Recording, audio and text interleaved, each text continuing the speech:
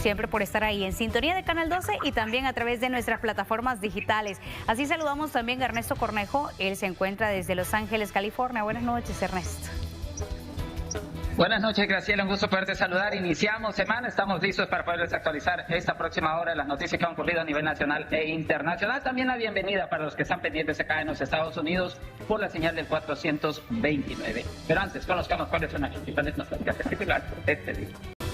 Iniciamos con el detalle de la información y es que varios jóvenes, incluyendo menores de edad, fueron detenidos en las últimas horas por autoridades policiales. Esto se les está incluyendo por realizar acciones alusivas a estructuras delincuenciales. Más detalles en el siguiente informe. Antrax es el nombre de la pandilla que un grupo de jóvenes pretendía crear en la zona de Lourdes, Colón, según el ministro de Justicia y Seguridad, quien realizó una publicación tras la detención de un menor de 17 años, quien no atendió la señal de alto en un retén. Esto se suma a otros casos donde la Policía Nacional Civil ha capturado a jóvenes por realizar señas alusivas a grupos delincuenciales. Muchos de ellos tenían fotografías y videos en sus celulares donde se identificaban como miembros de maras. Además, 3 menores de edad fueron detenidos tras ser grabados realizando un graffiti de la MS y otros por amenazar con armas de fuego. De acuerdo a Juan Carlos Torres, experto en prevención de la violencia, se deben tomar medidas para que los remanentes de pandillas no traten de utilizar a los adolescentes y jóvenes para cometer delitos. Estos jóvenes pueden ser víctimas de, primero, ahorita lo que estoy viendo yo, es del remanente de pandillas, otros que se quieren reorganizar y que andan buscando convencer a jóvenes para que vuelvan a estructurar la pandilla, a defender el territorio, le llaman ellos, así le están llamando hoy, la nueva defensa del territorio. Pero también hay otros jóvenes que se están vinculando con lo que llaman el delivery, por ejemplo, la venta de droga. Hace casi 2 años, 20 estudiantes fueron detenidos por la PNC tras pertenecer a una nueva estructura delincuencial llamada La Raza, que operaba en el Inframen y el INTI, la cual, según la Fiscalía, tiene su propia jerga pandilleril, señales con las manos, grafitis y jerarquía de mando. Otras que han salido, La Raza, por ejemplo, que así se llama, que fueron muy pronto. Yo esperaba que fueran a salir de ahí por ahí como a los 6, 8 años de haberse implementado el régimen. Muchas de las charlas de prevención de violencia se imparten en los centros educativos, las cuales, a juicio de los expertos, deberían reforzarse. Dejen que las charlas los den sociólogos, psicólogos, que los den especialistas en salud, que les hagan intervenciones integrales. Gustavo Villatoro advirtió que cualquier célula que pretenda operar bajo esos parámetros delincuenciales será desmantelada y sus miembros serán llevados ante la justicia. Un reporte de Ileana Leiva. Y en México fueron capturados 5 personas acusadas de ser pandilleros. Los detenidos son Remberto Ismael Colindres Rajo, Diego Omar Cañas Méndez, Josué Antonio Acevedo Cruz, Juan Carlos González Valiente y Luis Roberto Andrés, quienes cuentan con antecedentes penales vigentes. Ellos van a ser procesados por presunta participación en organizaciones ilícitas y otros delitos. Además, en Reino Unido se podría deportar a presos extranjeros a El Salvador. La propuesta procede del partido populista de derecha británico Reforma UK, liderado por Nigel Farage, y que busca ganar las elecciones generales de 2029. Se espera que una delegación visite El Salvador para poder abordar la propuesta con el gobierno.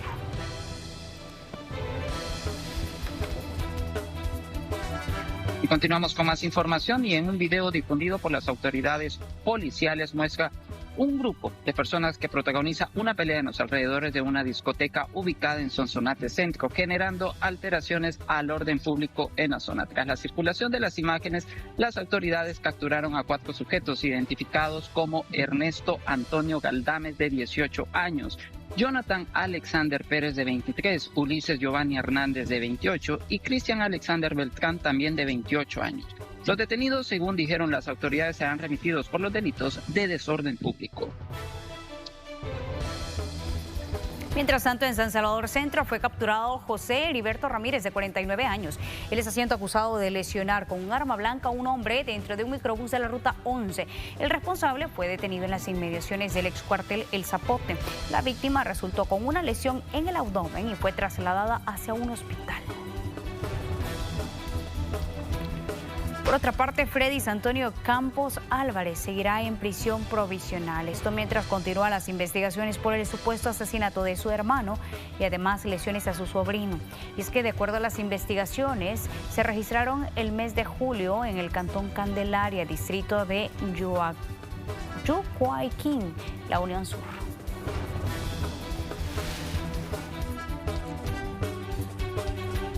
Bueno, continuamos con más información y es que el 57% de los feminicidios ocurridos en el país son de personas cercanas a las víctimas. 8 de los agresores son parejas de las mujeres a quienes se les lastimosamente quitaron la vida.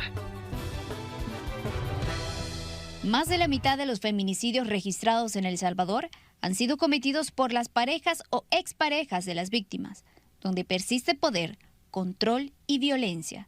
Según informes, se han contabilizado un total de 14 muertes violentas de mujeres de enero a julio de 2026, igualando los datos que se tenían el año anterior. Expertos mencionan que continúa existiendo una minimización de actos en el país, por lo que una de las áreas que se debe tratar es la educación social ante estos casos. Hay, por un lado, una actitud todavía de justificación de la violencia contra las mujeres, de minimización de la violencia contra las mujeres. Ay, las mujeres tan exageradas que son y ahora ¿qué más quieren? Tienen leyes, tienen instituciones y ¿qué más quieren las mujeres?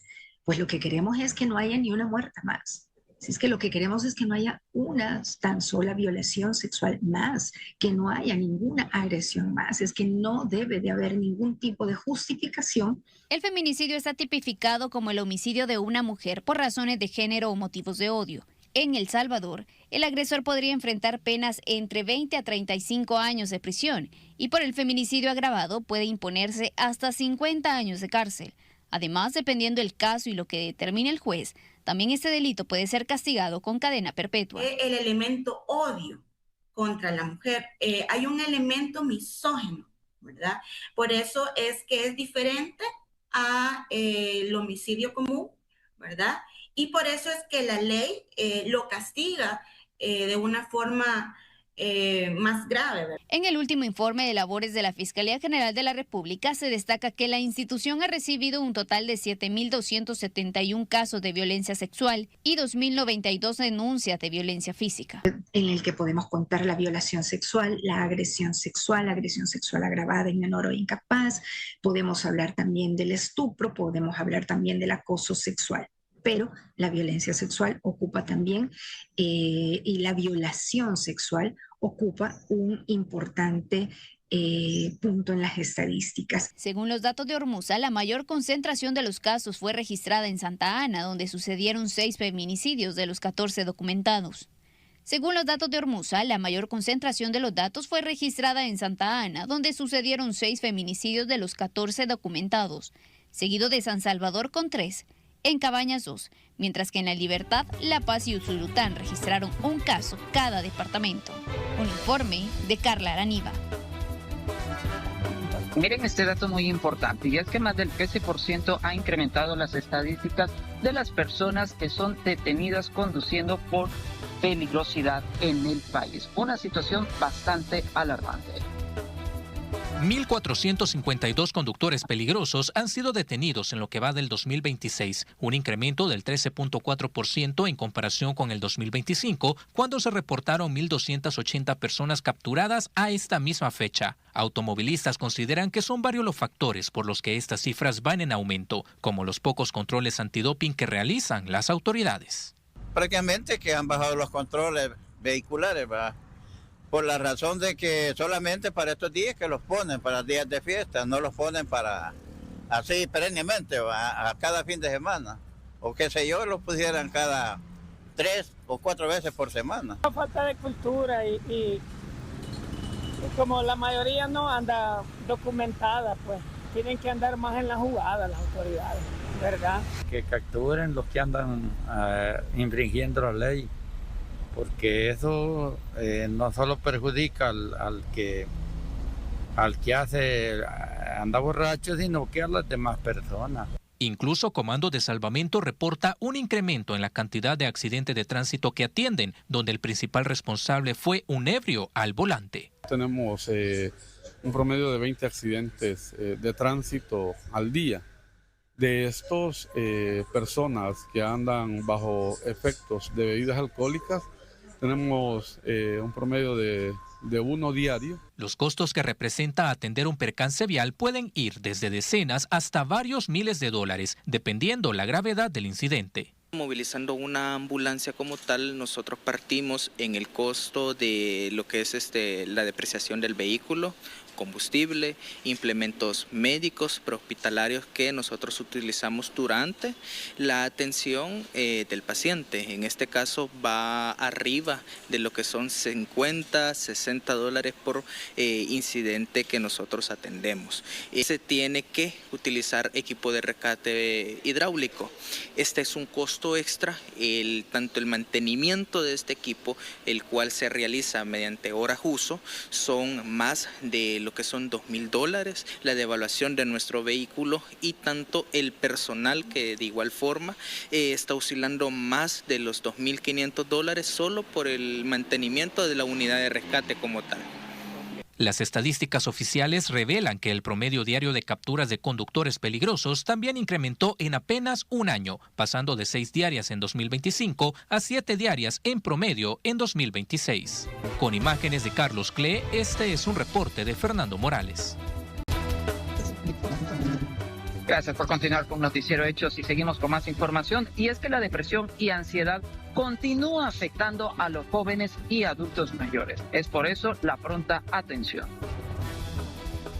Un 88% han incrementado las atenciones psicológicas, según las estadísticas de la Fundación de Psicología para una Vida y Mente Sana.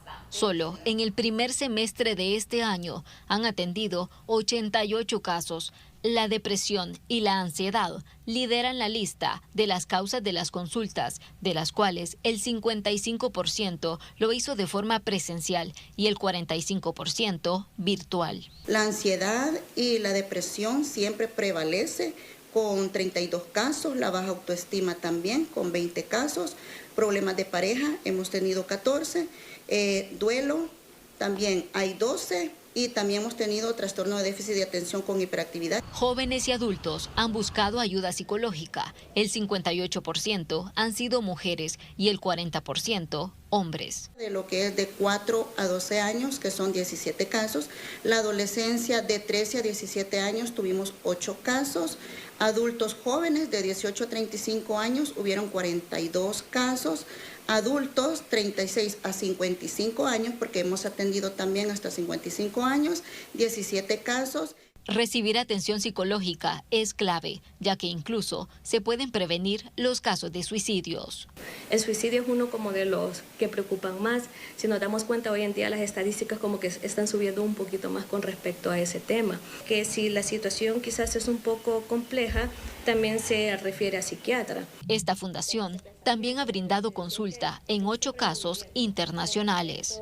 Que ellos manifiestan, o sea, yo estoy mal emocionalmente, pero acá más que todo acuérdese de que las que nos están buscando, los que nos están buscando son personas migrantes. En el año 2025, FUNCISAN atendió 74 casos e identificó diversos factores que influyeron en los problemas de salud mental. Cada persona tiene diferentes experiencias de vida y eso es lo que normalmente pues va a variar. Sin embargo, lo que desde mi punto de vista profesional, lo que yo más percibo es como la dificultad de recursos que las personas pueden tener para afrontar diferentes situaciones. Los factores económicos muchas veces impiden que las personas puedan buscar atención psicológica. En algunas clínicas privadas, la consulta puede rondar entre los 35 y 50 dólares. En FUNCISAN, el precio es de $15 de forma virtual y 20 presencial. Con imágenes de Juan Castellanos, un reporte de Ileana Leiva. Continuamos. El Salvador ha declarado alerta sanitaria por la gripe aviar y su expansión en la región. Durante 6 meses, El Salvador se mantendrá en alerta sanitaria a causa de la influencia aviar de alta patogenicidad.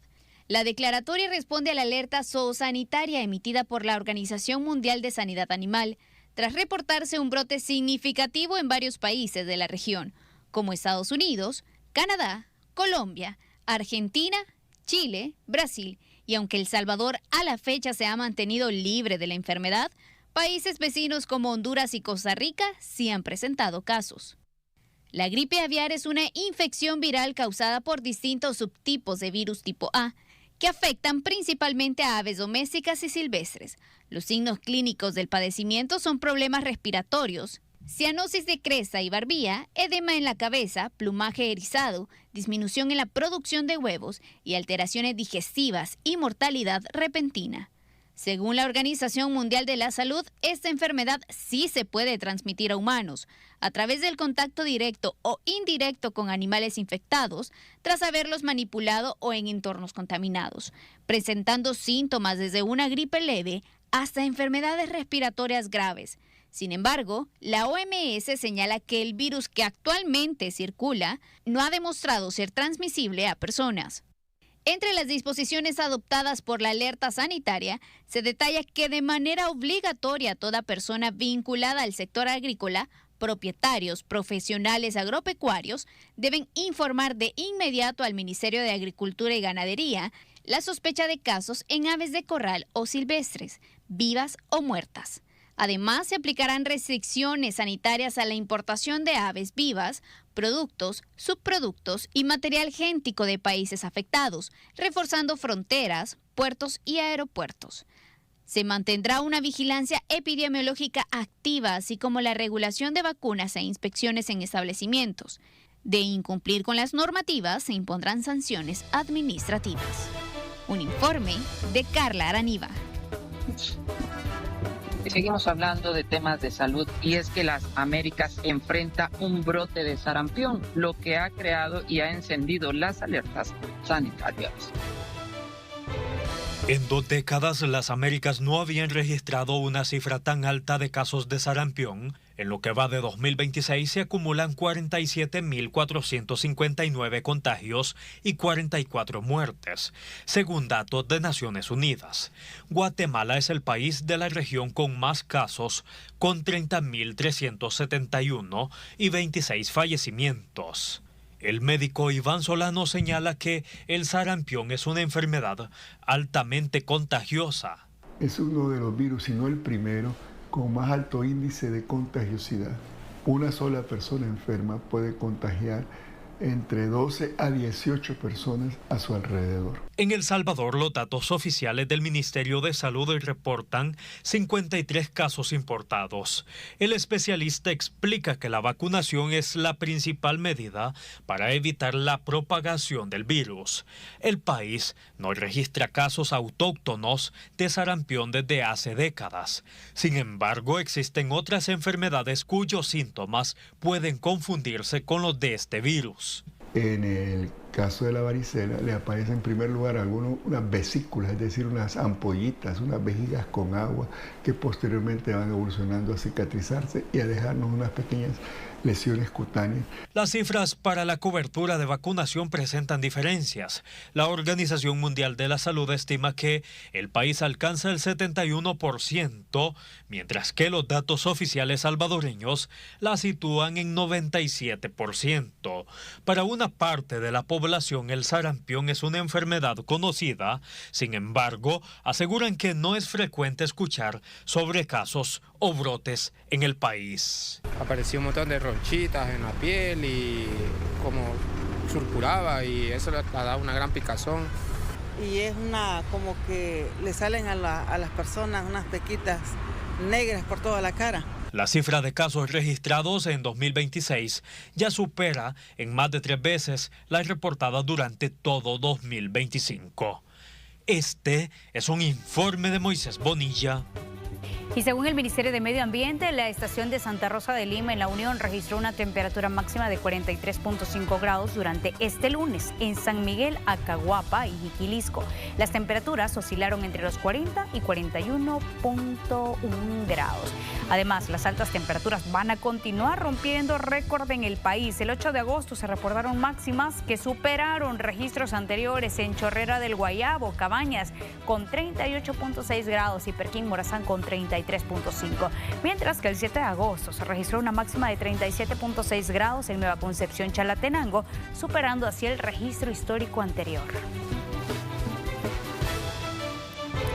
A ver, y se localizó también el cuerpo de una menor de 11 años que había sido arrastrada por una corriente del río Bandera. Esto ocurrió a la altura del puente Bandera, Cantón Tonala, en Sonsonate. En el operativo participaron comandos de salvamento y además buzos de la institución, junto a otras entidades que se sumaron a la recuperación del cadáver. Hablemos ahora del gobierno, que presentó un balance de las emergencias atendidas durante las vacaciones agostinas. 27 muertos hubo durante el periodo vacacional. La mayoría de estos fallecieron en accidentes de tránsito, pese a una reducción del 17% de decesos por siniestros viales, si se compara con el mismo periodo vacacional de 2025. Sí hubo más lesionados, lo que cual podría responder a que dentro de estos siniestros que se estaban dando, si bien fueron menos, había más personas en estos vehículos y la cantidad de fallecidos también disminuyó en un 17%. Esto no solamente... Mientras que hubo 3 muertos por ahogamiento, estos en San Miguel, Usulután y San Salvador. Además, durante el periodo vacacional se realizaron 81 rescates. De estos, 65 fueron profundos. Fue el caso de una poza, un joven de 18 años. Esto sucedió en una poza en Chapeltique, San Miguel. Un segundo caso muy lamentable, una persona que perdió la vida en un accidente marítimo. Esto sucedió en la Bocana del Bajón, particularmente en la punta San Juan o San Juan del Gozo, como se conoce también. Y el tercer caso corresponde a un joven de 20 años que se encontraba departiendo en el sector del malecón del lago de Ilopango. Mientras que el Sistema Integrado de Salud realizó en total 132.000 atenciones. Las cuales se desglosan en 87.502 como consultas, 41.497 emergencias, 3.337 referencias. Durante las vacaciones de agosto hubo 80 personas detenidas que manejaban bajo los efectos de bebidas alcohólicas, 21 más que el año anterior, representando un 36% más. Con imágenes de Ricardo Tovar, este es un informe de Moisés Bonilla. Y mire, preste mucha atención, y es que el 40% de la reserva de sangre es con lo que cuenta hoy en día Cruz Roja Salvadoreña. La Cruz Roja Salvadoreña implementó diversas estrategias para recolectar unidades de sangre durante el periodo vacacional, con el propósito de garantizar la continuidad de la atención de emergencias, especialmente ante el incremento de asistencias médicas derivadas de accidentes de tránsito registrados en los últimos días.